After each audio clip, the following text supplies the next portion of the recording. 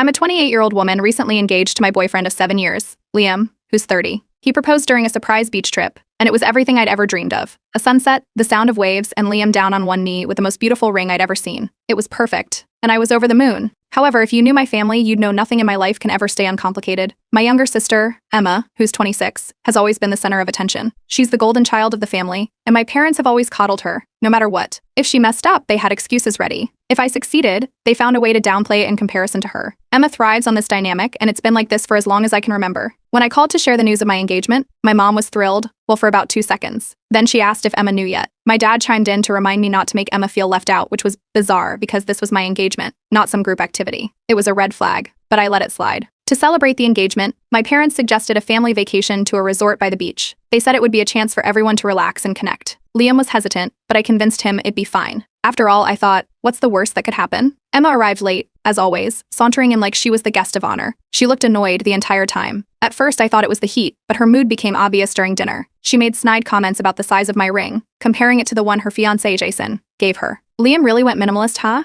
She said, laughing. Jason looked uncomfortable, but nobody said anything. It was classic Emma. She'd always find a way to ruin the moment without being outright confrontational. The next day, we decided to take some family photos by the water. My mom wanted a picture of me and Emma together, holding hands, and I reluctantly agreed. Emma grabbed my hand and made a show of admiring the ring. You sure this won't fall off? It's so light, it might just float away, she joked. I forced a smile, but I could feel Liam tense up next to me. Then it happened. Emma held my hand a little too tightly, and before I could react, she flung my ring into the ocean. It was so quick I barely processed it. One moment she was holding my hand, the next she was gasping dramatically and saying, "Oh no." It slipped. She didn't even try to hide the smirk on her face. Everyone froze. My mom was the first to speak, scolding me for reacting so dramatically. My dad suggested it was an accident. Liam and I were already in the water, frantically searching, but the waves made it impossible to see anything. After what felt like an eternity, we gave up. The ring was gone. Emma's apology was the cherry on top. "I'm so sorry," she said, her tone dripping with sarcasm. "I didn't mean for it to happen. Maybe you shouldn't wear something so loose next time." My parents, instead of holding her accountable, told me I should let it go, because rings can be replaced. Liam was livid and wanted us to leave immediately. I was furious too, but I wasn't ready to let Emma win. Leaving would mean she got away with it, and I was tired of being the one to back down. That evening, while everyone else was pretending nothing had happened, I pulled Emma aside to confront her. She rolled her eyes and accused me of overreacting. "You're always so sensitive," she said. "It's not my fault you can't take a joke." Jason, Emma's fiancé, overheard part of our conversation. He looked genuinely shocked when I told him what she'd done. "She didn't mean it," he said weakly, but his expression said otherwise. I could tell he was starting to see a side of Emma he hadn't before. The rest of the trip was tense. My parents kept trying to guilt-trip me into forgiving Emma, saying things like, "She's under a lot of stress planning her wedding, and family is more important than a piece of jewelry." Liam stayed by my side, encouraging me to stand my ground. By the end of the trip, I knew this wasn't something I could just brush off. Emma had gone too far, and my parents' constant enabling had only made her worse. It was time for her to face the consequences of her actions. For once, I wasn't going to let her ruin another important moment in my life without fighting back. As we packed to leave, I decided I was done being the bigger person. Emma wasn't going to get away with this, not this time. If she wanted to play games, I'd show her I could play too. Update 1. After the disastrous family vacation, I couldn't stop thinking about what Emma had done. Every time I tried to move past it, her smug face, her sarcastic apology, and my parents' excuses replayed in my mind. Liam reminded me that Emma wasn't untouchable, and he was right. If she wanted to play games, I was finally ready to play back.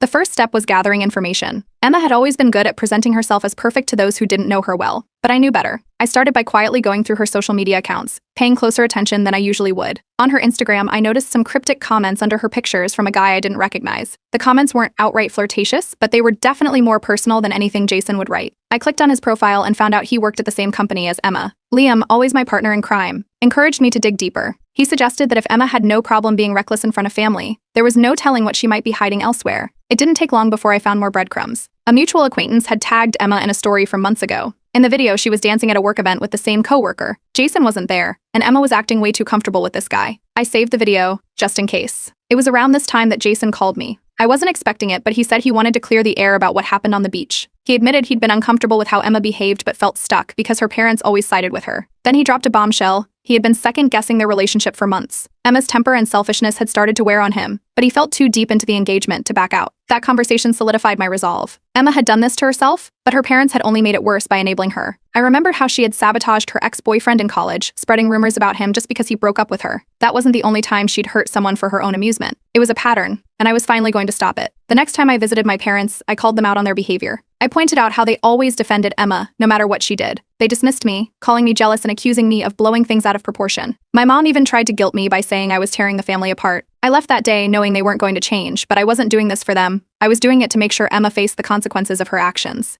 One night, I reached out to Emma's former best friend from high school, someone she'd cut off years ago after an argument. I was surprised when she was eager to talk. She shared stories about how Emma had manipulated her and others, often lying to get her way. Then she mentioned something shocking. Emma had been texting someone she worked with, a wealthy coworker who she'd hinted was interested in her. That was all the confirmation I needed. I wasn't going to accuse Emma of cheating without proof, so I started planning. I brought up the coworker casually during a family dinner, making it sound like I'd heard about him through someone else. Emma didn't deny knowing him, but she looked annoyed and brushed it off. Her reaction was enough to plant seeds of doubt in Jason, who was sitting at the table. Later, I noticed him watching her more closely. Meanwhile, Emma kept up her smug act, treating me like I was irrelevant. At one point, she cornered me and smirked, saying she'd always be the favorite, no matter what I did. It only made me more determined to expose her. Jason's suspicion grew as Emma's excuses became less believable. She started canceling plans with him and staying late at work more often. He confided in me again, saying something didn't feel right. That same night, I finally got the evidence I needed. Emma's former friend had screenshots of Emma texting her coworker about sneaking out together and how Jason would never know. She sent them to me and I felt a mix of anger and satisfaction. Emma had set herself up for this, and now there was no way out. When I showed Liam the messages, he agreed it was time to act. I wasn't going to confront Emma directly. That would just give her the chance to twist things in her favor. Instead, I decided to let Jason see the truth for himself. Emma had ruined one of the happiest moments of my life, and now she was about to face the consequences of her own choices. Update 2.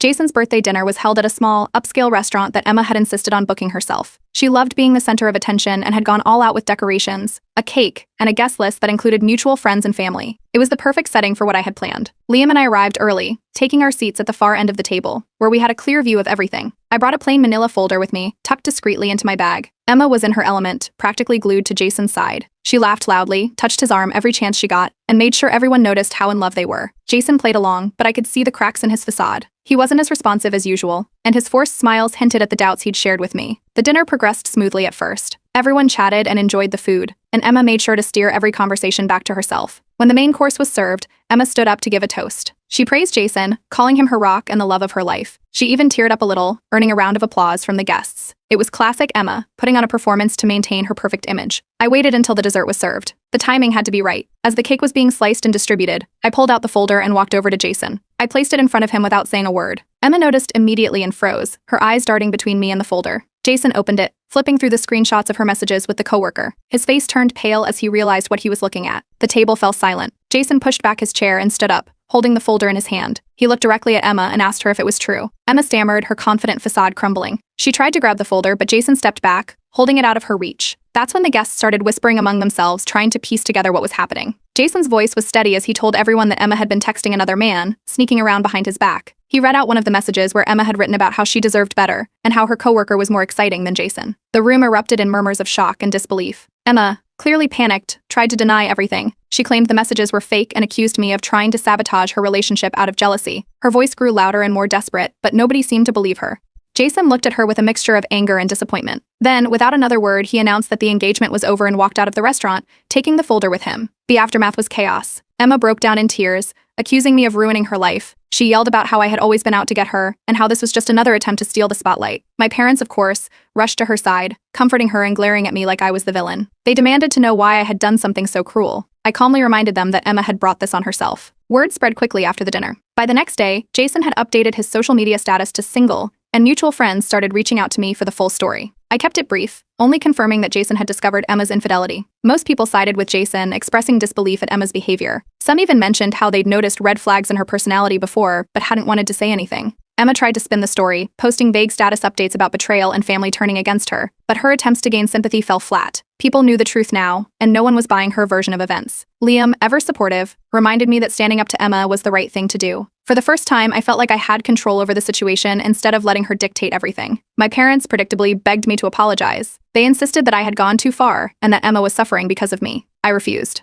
Emma wasn't the victim here, and I wasn't about to pretend otherwise. Surprisingly, several extended family members reached out to me privately, expressing their support. They admitted they'd seen Emma's manipulative side over the years but had stayed quiet to avoid drama. Knowing I wasn't alone in this gave me a sense of validation. In the days that followed, Emma became increasingly isolated. Jason blocked her on all platforms, mutual friends stopped responding to her messages, and even her coworkers began distancing themselves. It was clear she was facing the consequences of her actions, and for once, nobody was coming to her rescue. I felt a strange sense of relief as I watched everything unfold. For years, Emma had gotten away with treating people terribly, and now she was finally being held accountable. Liam and I celebrated with a quiet night at home, knowing we'd done the right thing. Emma's reign as the golden child was crumbling, and I couldn't help but feel empowered by how far I'd come. Update 3. Emma's retaliation started almost immediately after Jason ended their engagement. She crafted an elaborate story, claiming I had fabricated the evidence to ruin her life out of jealousy. She told anyone who would listen that I'd been bitter about her being the favorite and had orchestrated the entire thing to destroy her happiness. It wasn't surprising, but it was infuriating to watch her double down instead of taking accountability. Some extended family members initially believed her version of events, especially those who had always been close to my parents. They called to ask why I was so determined to cause drama. Others, however, reached out to offer their support, saying they'd always suspected Emma wasn't as perfect as she pretended to be. The divide became more pronounced when Jason made a public statement. Jason posted on social media, thanking me for bringing the truth to light. He wrote about how toxic the relationship had been and confirmed that the screenshots were real. This was a huge blow to Emma's narrative. People who had been on the fence started backing off from her, and mutual friends began unfollowing her online. Emma, undeterred, ramped up her efforts. She posted vague, dramatic updates about betrayal and being stabbed in the back by family. The captions were accompanied by carefully curated selfies to elicit sympathy. While a few people left supportive comments, the majority called her out. One person even commented, "Maybe you should apologize instead of playing the victim." That one stayed up for a few minutes before Emma deleted it. Meanwhile, her workplace wasn't as forgiving. Word of her affair with her coworker started circulating, fueled by the screenshots Jason had shared with a close friend. Gossip spread like wildfire, and Emma's reputation at work took a major hit. I heard through a mutual contact that she'd been taken off a major project, and there were whispers about her being a distraction in the office. My parents, of course, came to Emma's defense. They called me several times, accusing me of tearing the family apart. They claimed I was being cruel and vindictive, insisting that Emma had suffered enough. When guilt-tripping didn't work, they switched to threats. My dad hinted at cutting me off financially, saying I'd regret alienating my family. That backfired spectacularly when I reminded them that I was financially independent and didn't need their support. The silence on the other end of the line was deafening.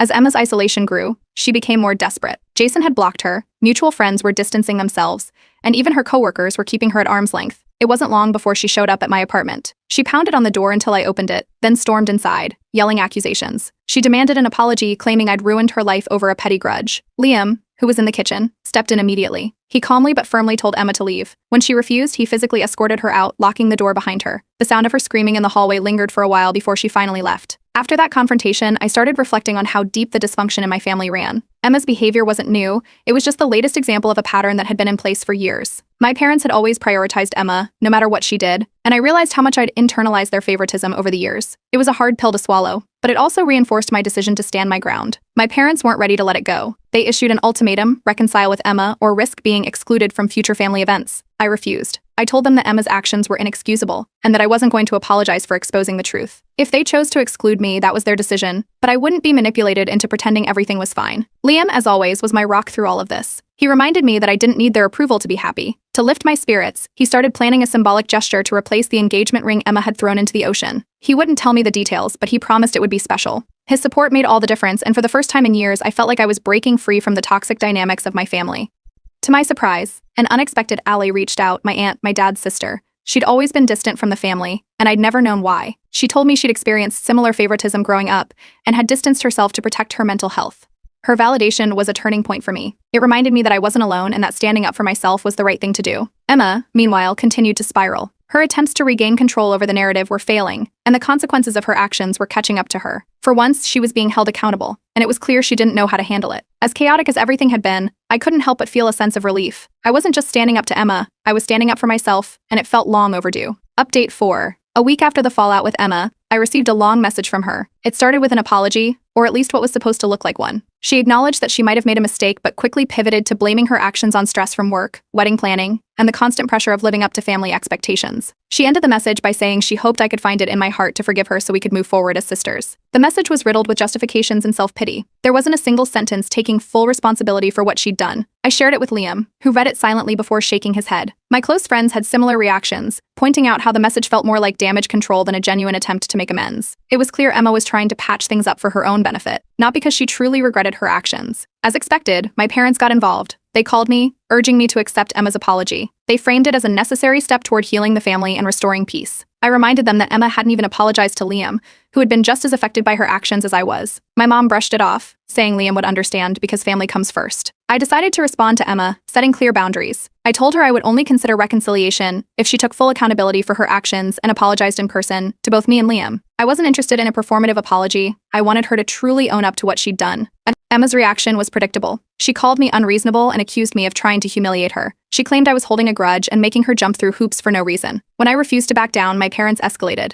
They accused me of destroying the family dynamic and blamed me for Emma's ongoing distress. According to them, I was the reason Emma was struggling to get her life back on track. While my parents were busy defending Emma, Jason reached out to me again. He wanted to thank me for exposing the truth and shared that he was doing much better now. He'd started dating someone new, someone he described as kind and genuine, and he was finally feeling hopeful about the future. Hearing that gave me a sense of closure regarding the chaos Emma had caused in his life.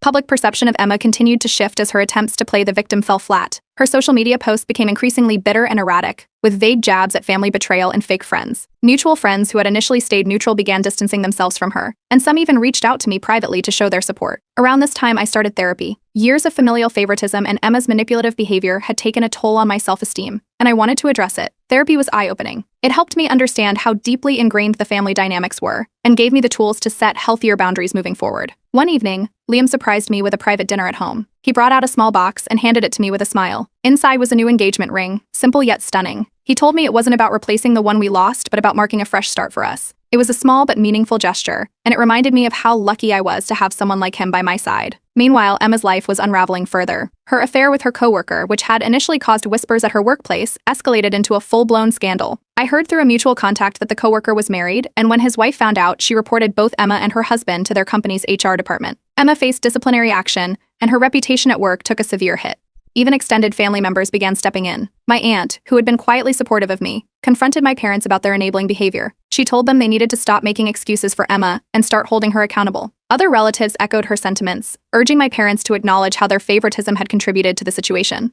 Despite the mounting pressure, my parents remained defensive. They started to question their approach but were unwilling to fully admit their role in enabling Emma's toxic behavior. It was frustrating, but it wasn't my battle to fight anymore. Emma, on the other hand, continued to sabotage herself. She burned bridges with extended family members who tried to help her, lashing out when they didn't take her side. Her isolation deepened, and it became clear she was struggling to navigate a world where her actions had real consequences. Through it all, I found clarity. I realized I didn't need my family's approval to be happy. My relationship with Liam and the support of my friends and chosen family were enough. I focused on building a life that prioritized my well-being and left the toxic dynamics of the past behind. Emma's apology, or lack thereof, had been a turning point, not because it fixed anything, but because it showed me how far I'd come. For the first time in years, I felt free. Update 5. After Emma's life began to unravel, I decided to take a step back from the chaos. My parents were still pushing for reconciliation, but I realized that staying in constant contact with them only dragged me into their toxic dynamic. I told them I needed space and started limiting our interactions to the occasional phone call or family event. It wasn't easy, but it was necessary for my peace of mind. Emma, meanwhile, hit what could only be described as rock bottom. Her coworker, the one she'd had the affair with, ended their relationship after his own life fell apart due to the workplace scandal. Emma lost her job shortly after, and with no steady income, she had to move back in with my parents. Instead of taking responsibility, she blamed everyone else: Jason, her coworker, her boss, and of course me. According to Emma, I was the root of all her problems. Not long after Emma moved back home, my parents reached out again, this time sounding more subdued. They said they wanted to mend things and admitted they might have made mistakes in how they handled the situation. The apology felt half-hearted, more like an attempt to restore family harmony than genuine remorse for their behavior. I thanked them for reaching out but kept my guard up. Years of favoritism and enabling couldn't be undone with a single conversation. Therapy continued to be a game-changer. One session, in particular, stood out. My therapist helped me unpack the guilt I'd carried for years about not being the perfect daughter. I realized that my parents' and Emma's expectations were never my responsibility. Letting go of that guilt was liberating, and I finally felt like I could move forward without the weight of their approval hanging over me. Emma, still grasping at straws, made a last-ditch effort to reconnect with Jason. I found out through a mutual friend that she showed up at his workplace trying to talk to him. Jason, who had firmly moved on, refused to engage. He later sent me a message letting me know what happened and thanking me again for exposing the truth. He said it saved him from a lifetime of misery. Shortly after, he blocked Emma on all platforms, closing that chapter for good. With the drama slowly fading into the background, Liam and I focused on planning our wedding. We decided on a small, intimate ceremony with just our closest friends and supportive family members. My parents weren't invited, and while it wasn't an easy decision, it was the right one.